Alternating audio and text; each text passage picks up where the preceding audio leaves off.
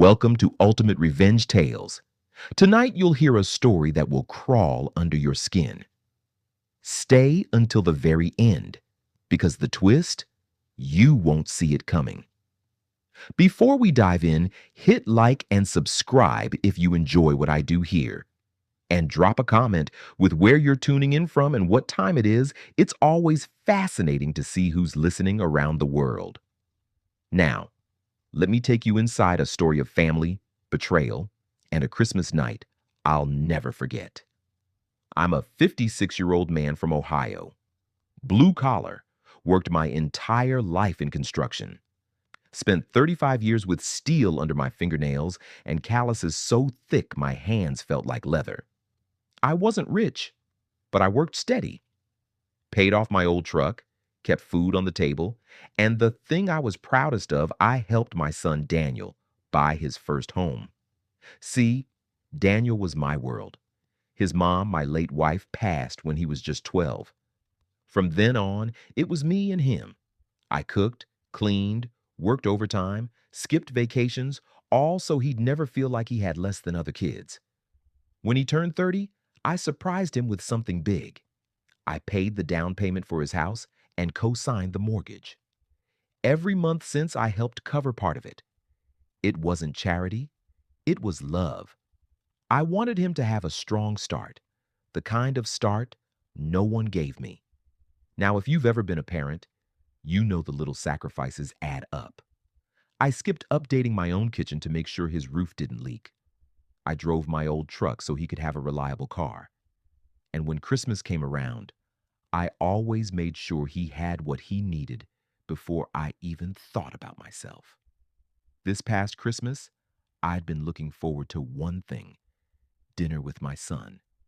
Just the two of us, like we used to do. I even wrapped a small gift for him, nothing big, just a watch I thought he'd like. But when I called Daniel that morning cheerful, asking what time I should come by, his voice was different, cold, flat. "Dad," he said, "I wasn't really expecting you tonight.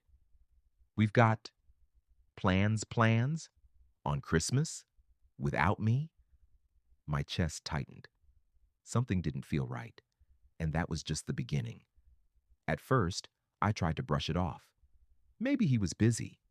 Maybe his girlfriend's family wanted to see him. I told myself not to take it personally. But you know when your gut tells you something is wrong? My gut was screaming. I drove by his house that evening anyway. I told myself maybe I'd just drop the gift on the porch. But when I pulled up, I froze. His driveway was full. 3 cars, lights on inside, shadows moving behind the curtains. He was hosting Christmas dinner. A big one. Without me. I sat there in my truck, staring at the warm glow spilling from his windows while my breath fogged up the cold glass. My son, my only family left in this world, had chosen to leave me outside. I could hear laughter through the walls when I stepped closer, and then I caught sight of him through the window. Daniel, raising a glass at the head of the table. My spot. That was always my spot when his mother was alive. I felt a crack inside me then, like the foundation of a house giving way. I didn't knock. I didn't make a scene. I just placed the wrapped watch on his porch, tucked behind a flower pot, and walked away.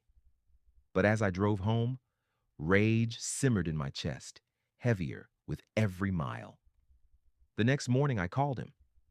"Son, why didn't you invite me?" I asked, voice shaking. He sighed. "Dad, you're intense sometimes. I just wanted a relaxed night. Besides, we're starting new traditions, without me." "You think I'm worthless, don't you?" I snapped. There was a pause. Then with a bitterness I didn't know he had in him, he muttered, "You'll always be stuck in the past, Dad. Maybe it's time you let go." It felt like a punch to the chest. After everything I'd given, after years of sacrifice, my own son saw me as dead weight. And just when I thought that was the worst of it, I checked my bank account a few weeks later. Remember how I co-signed his mortgage? I'd been covering half the payments every month. That January, I saw the withdrawal hadn't gone through. When I asked Daniel, he told me he'd changed the setup. "I don't need your help anymore," he said bluntly. "I can handle it. And honestly, I don't want to feel like I owe you." Owe me? That money wasn't a loan. It was a gift.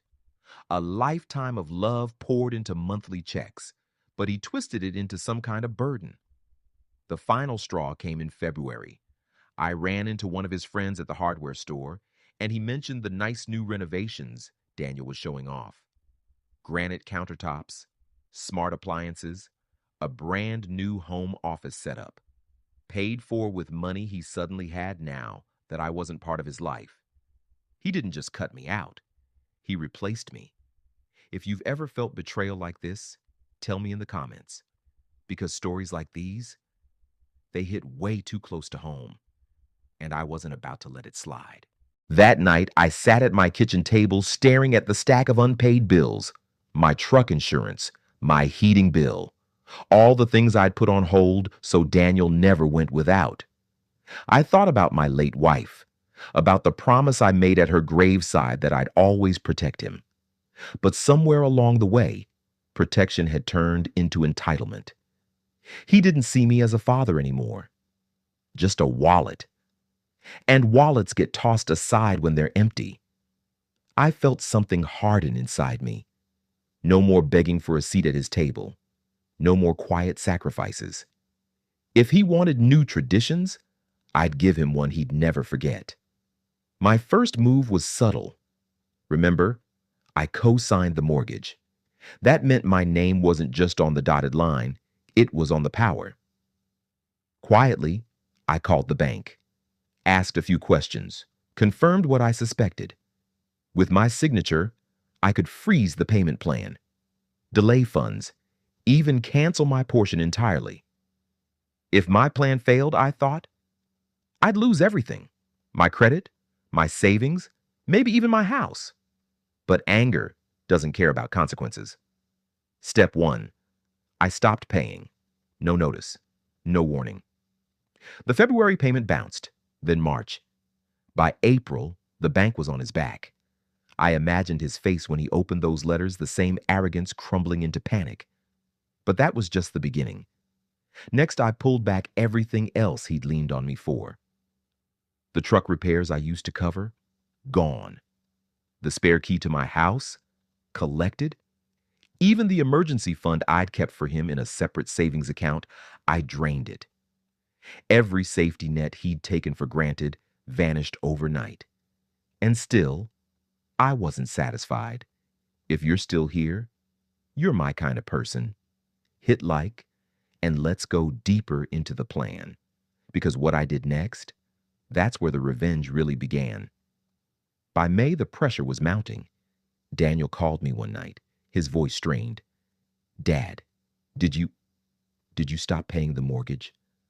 I let the silence stretch, then answered calmly, "You said you didn't need me anymore. I'm just respecting your wishes." He cursed under his breath. "You're screwing me over. Do you know what this is doing to my credit? To my life?" "Welcome to adulthood," I said, and hung up. It was the first time in years I slept through the night without waking up in a cold sweat. But I wasn't done. See, Daniel had always been careless with paperwork. He left mail unopened, contracts unsigned. So I requested copies of every mortgage document with my name on them. Buried in the fine print, I found my opportunity.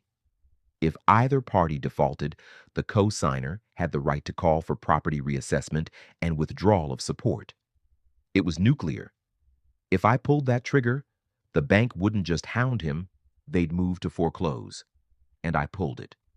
By June, the foreclosure notice was pinned to his door like a scarlet letter.